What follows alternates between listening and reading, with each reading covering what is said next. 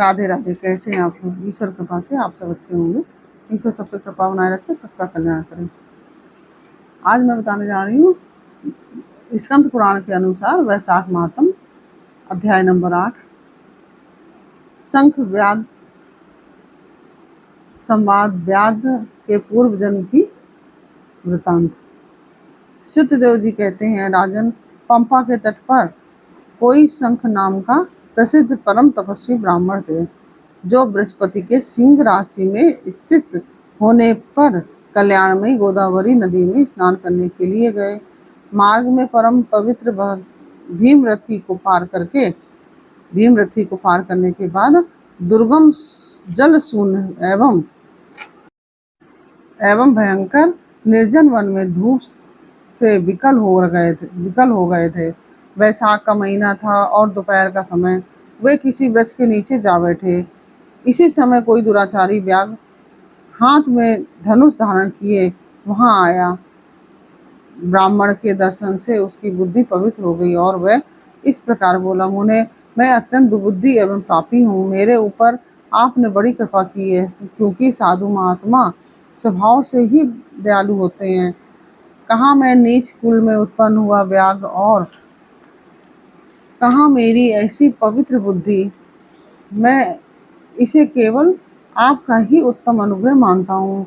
साधु बाबा, मैं आपका शिष्य हूँ, कृपा पात्र हूँ। साधु पुरुषों का समागम होने पर मनुष्य फिर भी इस दुख को नहीं प्राप्त होता। अतः आप मुझे अपने पापनाशक वचनों द्वारा ऐसा उपदेश दीजिए जिससे संसार बंधन से छूटने की इच्छा रखने वाले मनुष्य अनायास ही भवसागर से पार हो जाते हैं। साधु पुरुषों का चित्त सबके प्रति समान होता है। वे सब प्राणियों के प्रति दयालु होते हैं।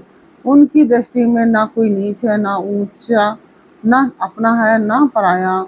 मनुष्य संतप्त होकर जब जब गुरुजनों से उपाय पूछता है, तब तक वे उसे संसार बंधन से छुड़ाने वाले ज्ञान का उपदेश करते हैं।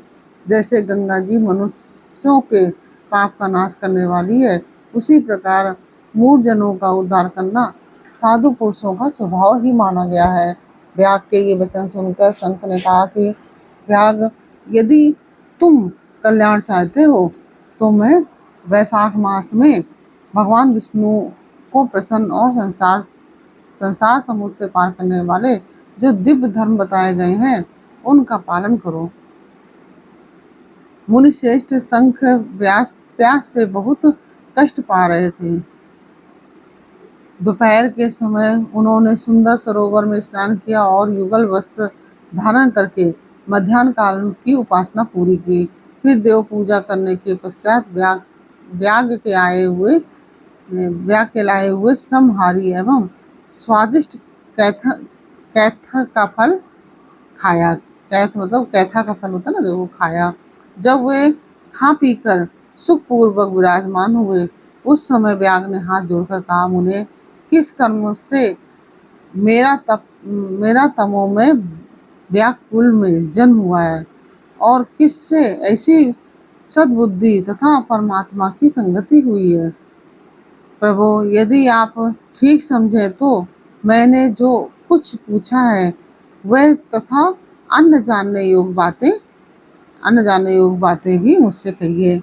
शंख बोले, पूर्व जन्म में तुम वेदों के पारंगत विद्वान ब्राह्मण थे। साकल्य नगर में तुम्हारा जन्म हुआ था। तुम्हारा गोत्र श्रीवत्स और नाम स्तंभ था। उस समय तुम बड़े तेजस्वी समझे जाते थे, किंतु आगे चलकर किसी वेश्या में तुम्हारी आसक्ति हो गई। उसके संग दोष से तुमने नित्य कर्मों का त्याग दिया और शूद्र की भांति घर आकर रहने लगे। यद्यपि तुम सदाचार शून्य, दुष्ट तथा धर्म कर्मों के त्यागी थे, फिर भी उस समय तुम्हारी ब्राह्मणी पत्नी कांतिमती ने वैश्या सहित तुम्हारी सेवा की। वह सदा तुम्हारा प्रीत करने में लगी रहती थी। वह तुम दोनों के पैर धोती, दोनों की आज्ञा का पालन करती और दोनों से नीचे आसन पर सोती थी। इस प्रकार वैश्या सहित पति की सेवा करती हुई उस दुखनी ब्राह्मणी का इस भूतल पर बहुत समय बीत गया। एक दिन उसके पति ने मूली सहित उड़द खाया और तिल मिश्रित निष्पाव भक्षण किया। उस अपथ्य भोजन से उसका मुंह पेट जलने लगा और उसे बड़ा भयंकर भगंदर रोग हो गया। वह उस रोग से दिन रात चलने लगा। जब तक घर में धन रहा तब तक वैश्या भी वहां टिकी रही। उसका सारा धन लेकर पीछे उसने उसका घर छोड़ दिया। वैश्या तो क्रूर और निर्दयी होती ही है, उसे छोड़कर दूसरे के पास चली गई। तब वह ब्राह्मण रोग से व्याकुलचित हो रोता हुआ अपनी स्त्री से बोला, देवी, मैं वैश्या के प्रति आसक्त और अत्यंत निष्ठुर मनुष्य हूँ। मेरी रक्षा करो सुंदरी, तुम परम पवित्र हो, मैंने तुम्हारा कुछ भी उपकार नहीं किया है। कल्याणी, तुम जो पापी एवं निंदित मनुष्य अपनी विनीत पत्नी का आदर नहीं करता, वह 15 जन्मों तक नपुंसक होता है। महाभागे, दिन रात साधु पुरुष उसकी निंदा करते हैं। तुम साध्वी और पतिव्रता हो, मैं तुम्हारा अनादर करके पाप योनि में गिरूंगा। तुम्हारा अनादर करने से जो तुम्हारे मन में क्रोध हुआ होगा, उससे मैं दग्ध हो चुका हूँ। इस प्रकार अनुताप युक्त वचन कहते हुए वह पतिव्रता हाथ जोड़कर बोली, प्राणनाथ, आप मेरे प्रति किए हुए व्यवहार को लेकर दुखी ना मान आप मेरे प्रति व्यवहार को लेकर दुख न माने, लज्जा का अनुभव न करें। मेरा आपके ऊपर तनिक भी क्रोध नहीं है, जिससे आप अपने को दग्ध हुआ बतलाते हैं। पूर्व जन्म में किए हुए पाप ही इस जन्म में दुख रूप होकर आते हैं। जो उन दुखों को धैर्य पूर्वक सहन करती है, वही स्त्री साध्वी मानी जाती है और वही पुरुष श्रेष्ठ माना जाता है। वह उत्तम वर्ण वाली स्त्री अपने पिता और भाइयों से धन मांगकर लाई और उसी से पति का पालन करने लगी। उसने अपने स्वामी को साक्षात क्षीर सागर निवासी विष्णु ही माना। वह दिन रात पति के मलमूत्र साफ करती और उसके शरीर पर पड़े हुए कष्टदायक कीड़ों को धीरे धीरे नख से नोच कर निकालती थी। ब्रह्माणी न रात में सोती थी न दिन में। अपने स्वामी के दुख से संतप्त होकर वह दुखनी सदा इस प्रकार प्रार्थना किया करती थी, प्रसिद्ध देवता और पितर मेरे स्वामी की रक्षा करें, इन्हें रोगहीन एवं निष्पाप कर दें।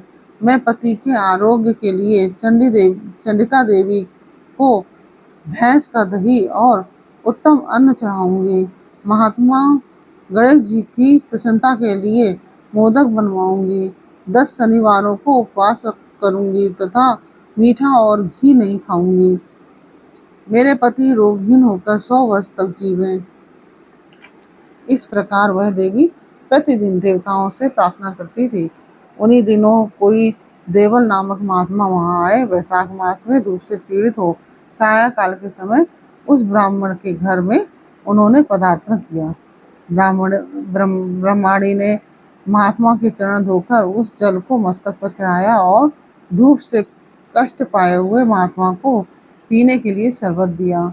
प्रातःकाल सूर्योदय होने पर मुनि जैसे आए थे वैसे चले गए। तदंतर थोड़े ही समय में उस ब्राह्मण को सन्निपात हो गया। ब्रह्माणी सोंठ, मिर्च और पीपल लेकर जब उसके मुंह में डालने लगी, तब उसने पत्नी की उंगली काट ली।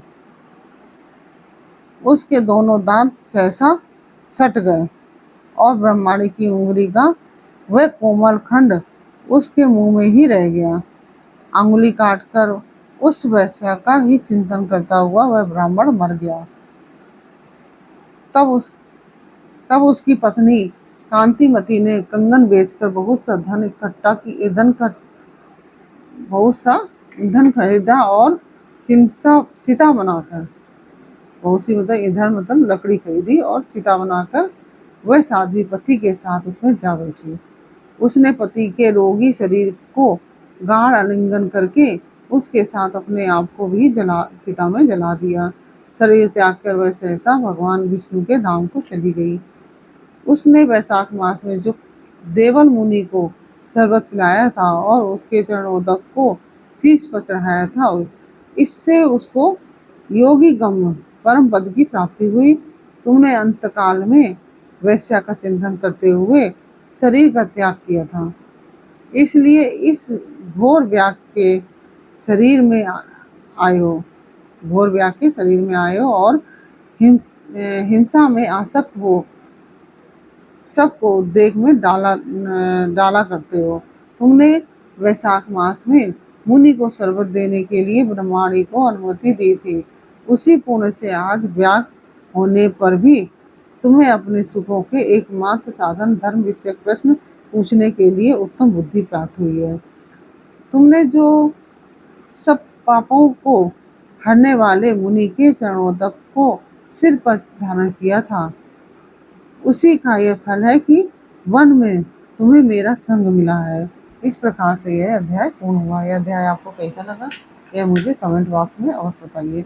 अच्छा लगा हो वीडियो को लाइक शेयर अवश्य कीजिए और कमेंट में राधे राधे अवश्य लिखिए। फिर मिलते हैं आपसे अगले अध्याय के साथ अगले वीडियो में। तब तक के लिए राधे राधे।